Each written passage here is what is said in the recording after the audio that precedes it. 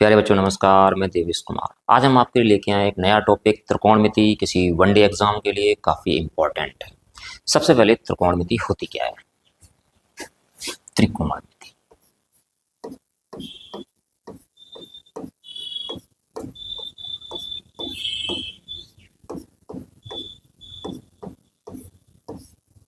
Trigonometry.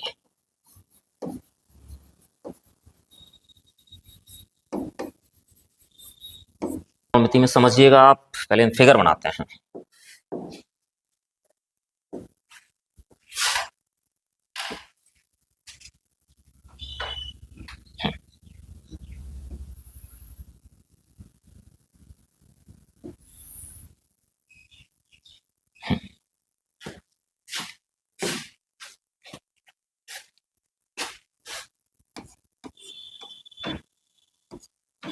A B C क्या होता है? त्रिभुज की त्रिकोणमिति में क्या होता है? त्रिभुज की भुजाओं और कोणों में संबंध व्यक्त करने वाली माप कहलाती है, वो क्या कहलाती है? त्रिकोणमिति कहलाती है। इसमें क्या होता है कि हमारे पास एक त्रिभुज होता है, जैसे हमारे पास ये समकोण त्रिभुज है। पहले आप समकोण त्रिभुज को समझ जाइएगा। समकोण त्रिभुज क्या होता है कि ऐसा त्रिभुज जिसका एक कोण तो समकोण होता है और शेष दो कोण कितने होते हैं? न्यून कोण होते हैं। समकोण का मतलब जिसका मान 90 अंश होता है, एक कोण तो 90 अंश का होता है, और जो शेष दो कोण होते हैं उनका मान 90 अंश से कम होता है। तो जो ये वाला कोण होता है, ये भी हमारे पास कितने का है? 90 डिग्री का है। शेष दो कोण क्या कहलाते हैं? न्यून कोण कहलाते हैं। इनकी वैल्यू क्या होती है? 90 से कम होती है, क्योंकि त्रिभुज के जो तीनों कोणों का योगफल होता है वो कितना होता है? 180 अंश होता है। कितना होता है बेटा? 180 अंश होता है। अब इसमें समझ जाइएगा, जो 90 अंश कोण होता है उसके ठीक सामने वाली भुजा कर्ण कहलाती है। क्या कहलाती है? कर्ण कहलाती है। इसमें शेष दो भुजाएं और होती हैं। एक भुजा आपकी आधार कहलाती है और एक भुजा आपकी कहलाती है लंब। जैसे कि अगर हम इस कोण को लेना चाहते हैं, कोण सी को लेना चाहते हैं, तो जिस कोण को 90 अंश के अतिरिक्त, समकोण के अतिरिक्त हमारे पास बचते हैं दो कोण, एक ये बचा है, एक ये बचा। अगर इस कोण को लेना चाहते हैं तो इसके सामने वाली भुजा लंब कहलाएगी। फिर शेष बची क्या कहलाएगी? आपकी आधार कहलाएगी। अगर हम इस कोण को लेना चाहते हैं, ए को लेना चाहते हैं, तो ए के सामने वाली भुजा क्या कहलाएगी? लंब कहलाएगी। और ये क्या कहलाएगी? आधार कहलाएगी। मैं कोण सी ले लेता हूं और सी को मैं, तो ये सामने वाली भुजा क्या हो जाएगी हमारे पास? लंब हो जाएगी। और ये भुजा हमारे पास क्या हो जाएगी? आधार हो जाएगी।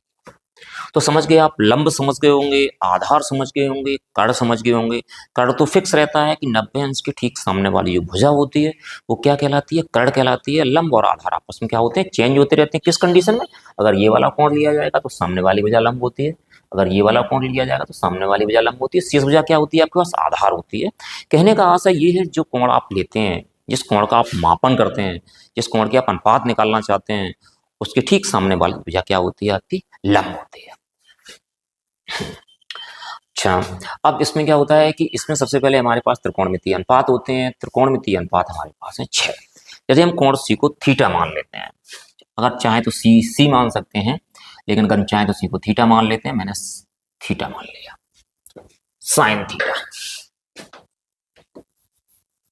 त्रिकोणमितीय अनुपात होते हैं, देखिएगा, साइन थीटा बराबर, इसको यूं लिखा जाता है एल ए एल बटे के ए। तो साइन थीटा बराबर एल से लंब हो जाता है, के से क्या हो जाता है? कर्ण हो जाता है। तो साइन थीटा बराबर हमारे पास क्या रहेगा? लंब बटे कर्ण रहेगा।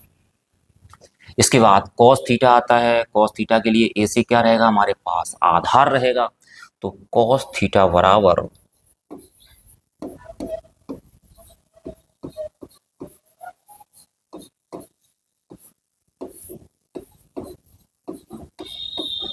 आधार बटे कर्ण।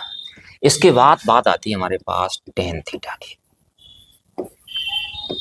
टेन थीटा बराबर क्या बचेगा? एल से लंब, ए से आधार, मतलब लंब बटे आधार। अगर इस त्रिभुज में देखा जाए तो साइन थीटा के लिए लंब हमारे पास कितना? ए बी, और कर्ण कितना? ए सी, इस त्रिभुज के लिए। ए बी अपॉन कितना रहेगा, ए सी रहेगा। इसमें आधार हमारे पास कितना है, बी सी, अपॉन क्या रहेगा, ए सी रहेगा। और टेन थीटा बराबर क्या हमारे पास, लंब बटे आधार है, लंब कितना ए बी और आधार कितना है बी सी। ये रहा आपके पास। इसके बाद क्या होता है, तीन त्रिकोणमितीय अनुपात और होते हैं, एक होता है कॉसेक थीटा। इसको यूं लिखा जाता है, इसको उल्टा कर दिया जाता है, के A upon L A L. Cosec theta के लिए के अपॉन एल आ जाता है। के का मतलब क्या होता है, कर्ण, बटे कितना हो जाएगा, लंब हो जाएगा। तो हमारे पास कितना रहा बेटा, हमारे पास ए सी अपॉन कितना रहा, ए बी। सेक थीटा कर्ण बटे आधार हो जाएगा। तो कर्ण हमारे पास कितना है, ए सी, आधार कितना हमारे पास, ओहो, कर्ण बटे आधार। तो कर्ण बटे आधार हमारे पास कितना रहेगा, कर्ण कितना हमारे पास है ए सी, आधार कितना है बी सी, ए सी बटे बी सी। और इसके बाद बात आती है कॉट थीटा की। कॉट थीटा हो जाएगा आधार बटे लंब। तो आधार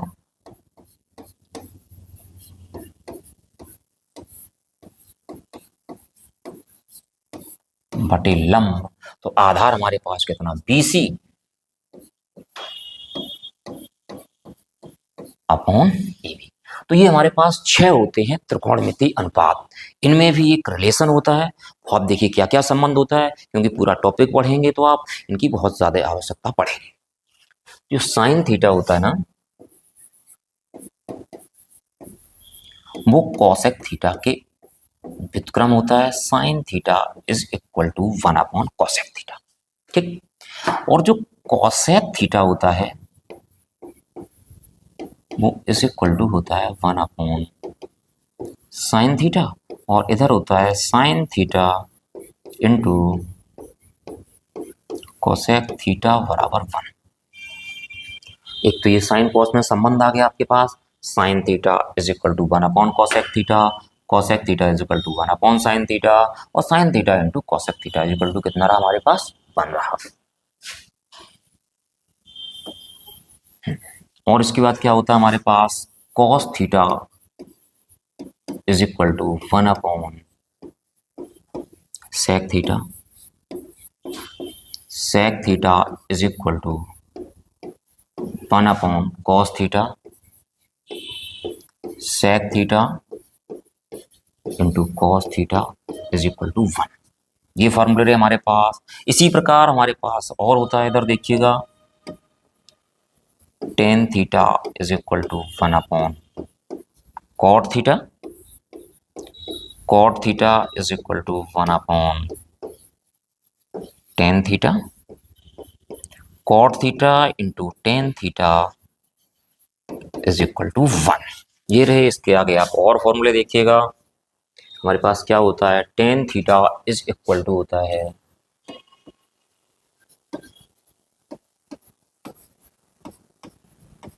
साइन थीटा बटे कॉस थीटा,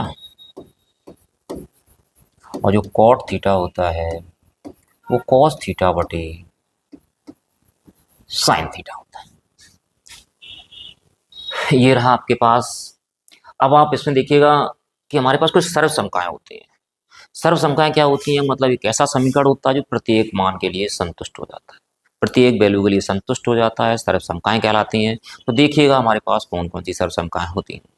पहली सर्वसमका हमारे पास होती है साइन स्क्वायर थीटा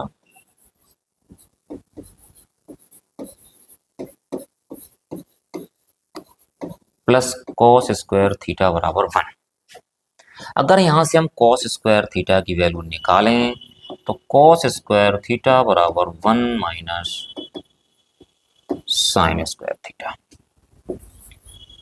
अगर हम साइन स्क्वायर थीटा निकालें तो हमारे पास रहेगा 1 माइनस कॉस स्क्वायर थीटा। एक सर्वसमका हमारे पास ये रही, साइन और कॉस में।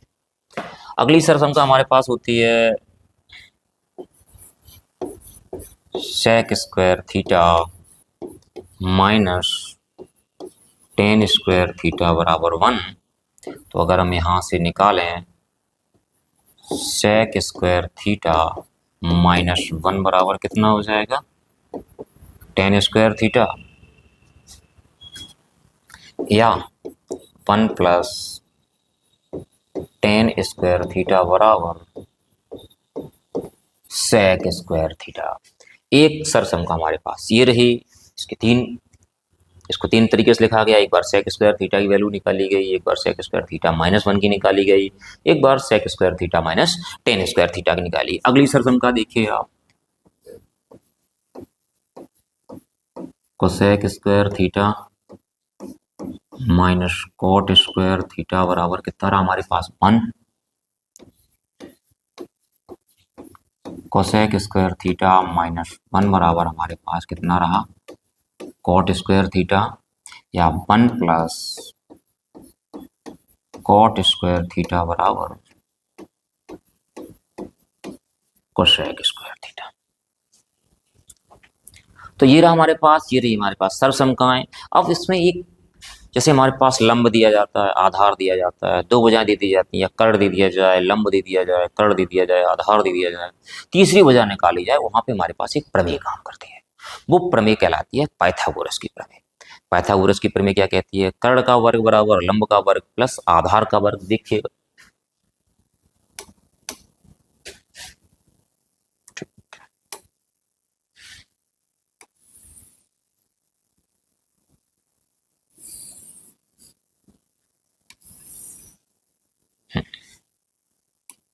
जैसे कि हमारे पास त्रिभुज है ए बी सी, इसको थीटा मान लिया गया, और ये हमारे पास कोण कितना 90 है। तो 90 के ठीक सामने वाली भुजा क्या होती है, कर्ण होती है। जो कोण दिया जाता है उसके सामने वाली भुजा क्या होती है, उसके सामने वाली भुजा लंब होती है, और शेष भुजा हमारे पास क्या होती है, आधार होती है। अगर यहां से हम पाइथागोरस प्रमेय देखें, पाइथागोरस प्रमेय,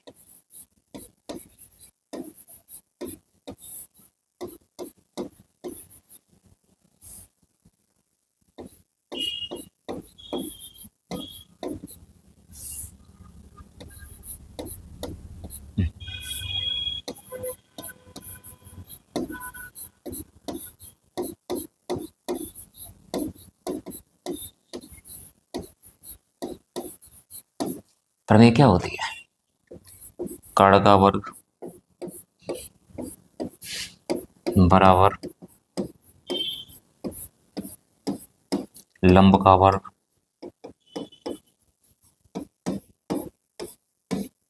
और प्लस आधार का वर्ग, ये होती है आपकी पाइथागोरस। तो हम इसकी काफी आवश्यकता पड़ेगी। देखते हैं इस पर आधारित क्वेश्चंस। देखिएगा पहला क्वेश्चन क्या कह रहा है।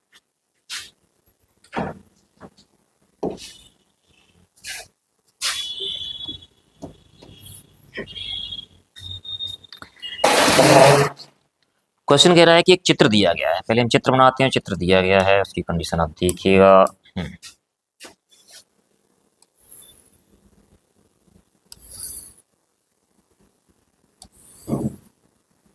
एक चित्र दिया गया ए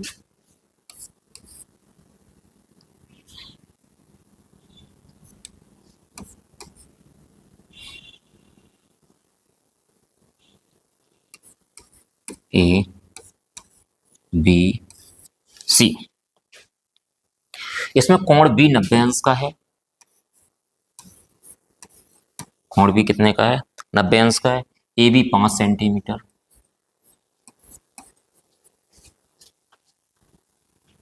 ए सी 13 सेंटीमीटर। तो कहता कोण सी के सभी त्रिकोणमितीय फलनों के मान ज्ञात किए। कोण सी के सभी त्रिकोणमितीय फलन। अच्छा, 90 अंश के ठीक सामने वाली भुजा क्या हो गई हमारे पास, ये कर्ण हो गई। कोण सी की बात की जा रही है, भुजा क्या हो गई हमारे पास, लंब हो गई, और ये भुजा हमारे पास क्या हो गई, आधार हो गई। तो हमारे पास दो भुजाएं हैं, कर्ण है, लंब है, लेकिन आधार नहीं है। तो सबसे पहले हम पाइथागोरस थ्योरम लगाते हैं, पाइथागोरस की प्रमेय से।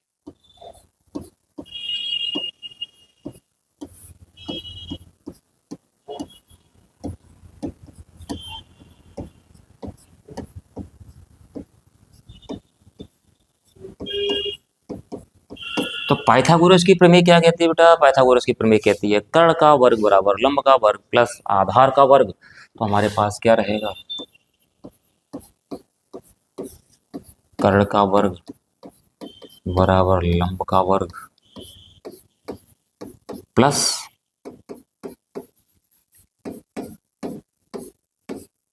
आधार का वर्ग।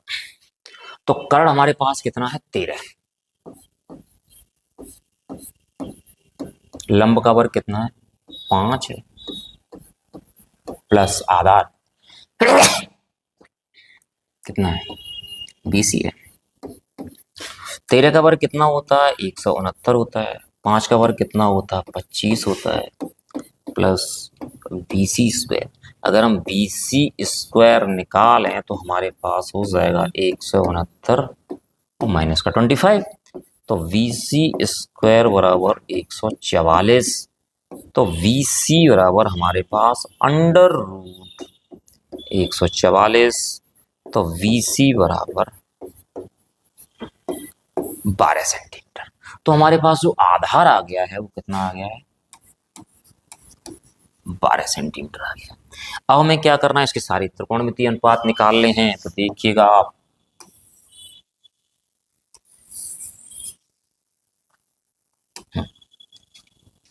सबसे पहले साइन सी। तो साइन थीटा बराबर क्या होता है? लंब बटे कर्ण होता है। तो लंब हमारे पास कितना है? AV, और कर्ण कितना है? AC। तो AV अपॉन AC। तो लंब बटे कर्ण का मतलब कितना हो गया हमारे पास? 5/13। अच्छा, सी पे ही निकालना। अब कौन सा निकालना? हमारे पास अनुपात कितने होते हैं? 6 होते हैं। अब नंबर किसका आएगा? कॉस का आएगा। तो कॉस सी बराबर आधार बटे कर्ण होता है। तो आधार हमारे पास कितना हो गया? BC, और कर्ण कितना हो गया हमारे पास? AC, मतलब 12/13। इसके बाद क्या निकाला जाएगा? टेन सी निकाला जाएगा। टेन सी क्या होता है? लंब बटे आधार होता है। तो लंब हमारे पास कितना है? AB बटे BC, कितना हो गया? 5/12 हो गया। साइन हो गया, कॉस हो गया, टेन हो गया। अब क्या निकलेगा? अब निकलेगा कॉसेक निकलेगा। कॉसेक के बाद सेक निकलेगा, सेक के बाद कॉट निकलेगा। तो देखिएगा कॉसेक से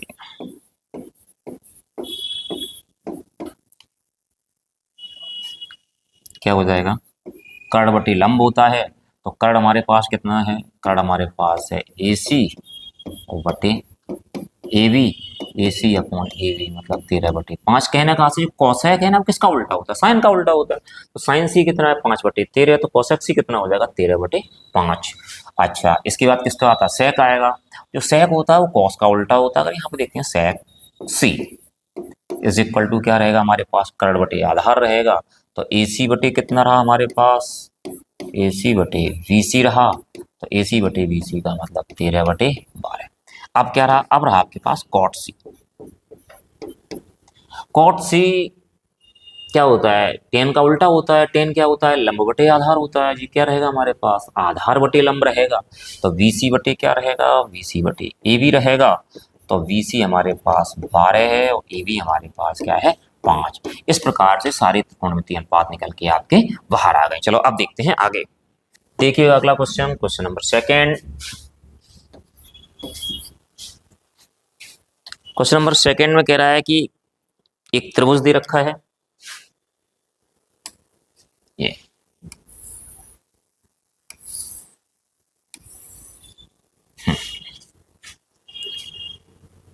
जिसमें कोण भी 90 का है।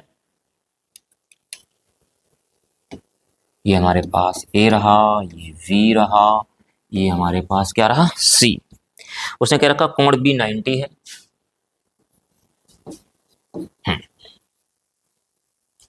AC 10 centimetre. AC कितना है? 10 सेंटीमीटर। BC 8 centimetre.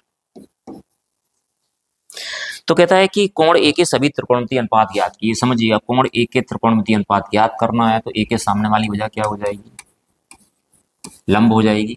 90 अंश के सामने वाली भुजा क्या हो जाएगी बेटा, कर्ण हो जाएगी। और शेष एक तीसरी भुजा बचेगी, वो क्या हो जाएगी हमारे पास, आधार हो जाएगी।